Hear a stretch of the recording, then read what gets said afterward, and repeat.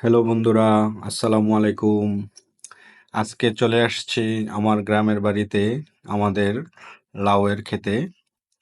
আজকে আমি লাউ খাওয়ার উপকারিতা সম্পর্কে আপনাদের সাথে একটু কথা বলতে চাই। লাউ আমাদের দেশীয় একটি সবজি। আমরা কমবেশি সবাই লাউ খেতে পছন্দ করি। পুষ্টিবিদরা বলেন লাউ পাতায় রয়েছে প্রচুর ফাইবার, কার্বো, ক্যালসিয়াম ও ফসফরাসের ভাণ্ডার। তাই নিয়মিত এই শাক খেলে ছোট বড় রোগ ব্যাধির ফাঁদ এড়িয়ে যাওয়া সম্ভব হবে, তা তো বলাই বাহুল্য।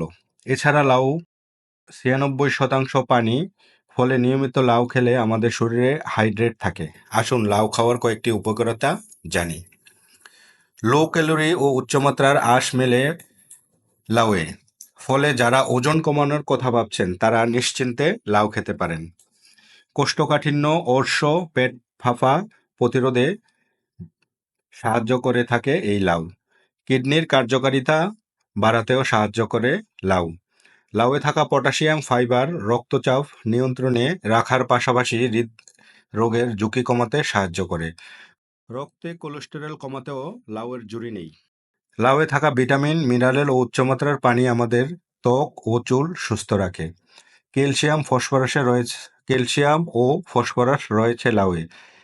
এই দুই উপাদান শরীরে ঘামজনিত লবণের ঘাটতি দূর করে, পাশাপাশি দাঁত ও হাড়কে মজবুত করে।